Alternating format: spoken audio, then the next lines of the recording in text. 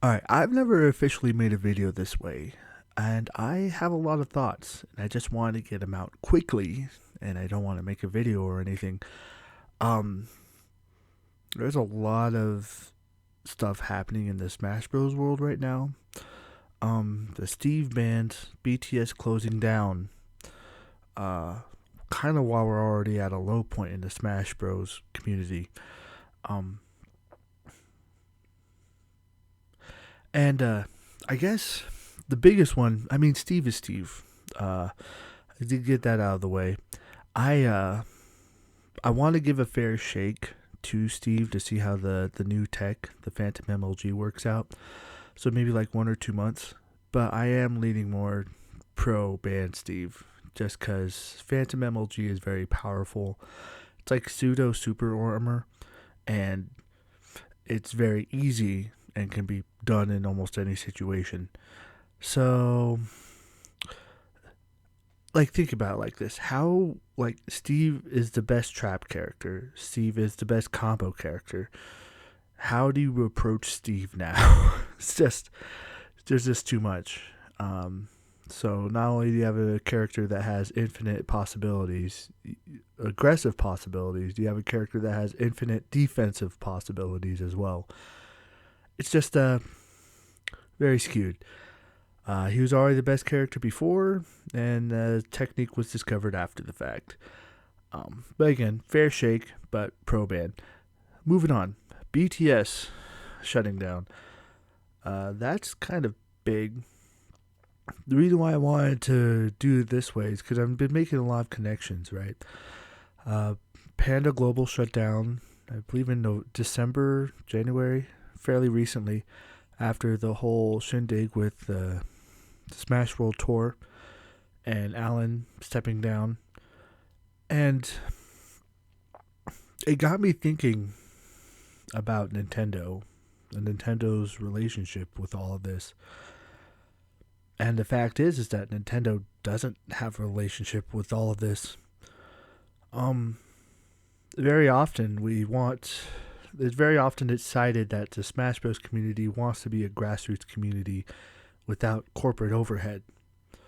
But then what ends up happening, or what we're finding, is that esports is not a lucrative business at all. There's no money in it. So everything just shuts down. Players get released. Um, it's a niche market of the society as a whole. So, and it got me thinking about Panda and what Alan was doing, and how he was trying to get a Nintendo license with a Nintendo Circuit. And I mean, people may complain about maybe the methods that Alan went to trying to make it happen. I think it's also fair why TOs are reluctant or hesitant to side with Nintendo. But at the same time, like, where's the money? How are people going to get involved? And honestly, it's been better for Nintendo not to be part of the Smash Bros. Community. Like, if you remember back in 2020, you had the culling, right? It was the first time when I was thinking, wow, maybe Nintendo shouldn't be involved. Um, so it's I don't know.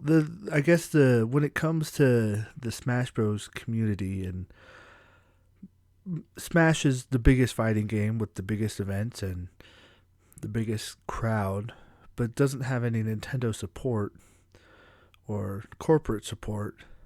It always comes down to, do you want it to be uh, I guess corporatized, or do you want it to be grassroots? And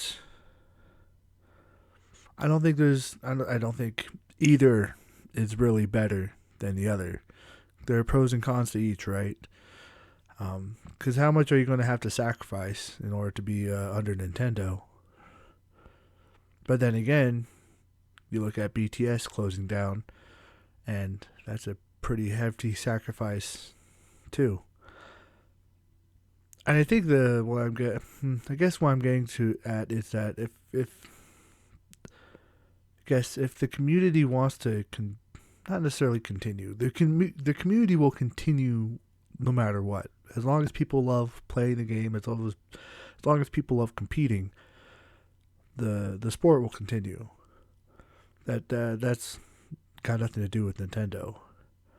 But I don't know. If the Smash Bros. Community wants to break out of its shell, I think it might be forced to go along with what Nintendo wants to do. Whatever their demands are, I guess. Because let's think about everything that's going on right now, okay? BTS was a huge blow, right? Smash Bros. Isn't Evo anymore. Smash World Tour was a huge blow. Panda Global was a huge blow. And, the only thing that hurts is competitive Smash. Nintendo doesn't have to get involved at all. Now, I will say one thing. This is a lot of doom and gloom. I do think Nintendo is stupid for not trying to support the community more. Because, even in regular sports, you have casual football. And you have pro football, right? Not everyone plays pro football. But casual football, like Fantasy Football League, helps support the Pro Football League. And they hype each other up. What Nintendo doesn't realize is that competitive Smash actually helps increase the casual fan base. Right, with that hype. Not everyone has to be a pro player, and not everyone expects to be a pro player. So a lot of people just like to play casually. But I don't think it's quite I don't think it's quite as separate as they think it is. Is that you can make a competitive game while also having a casual experience.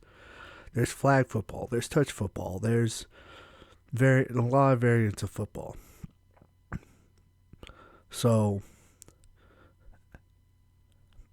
or if you want to use, there's a lot of variants of soccer. Not everyone becomes a professional soccer player. You have pickup soccer games. But the hype of that just makes the sport more enjoyable.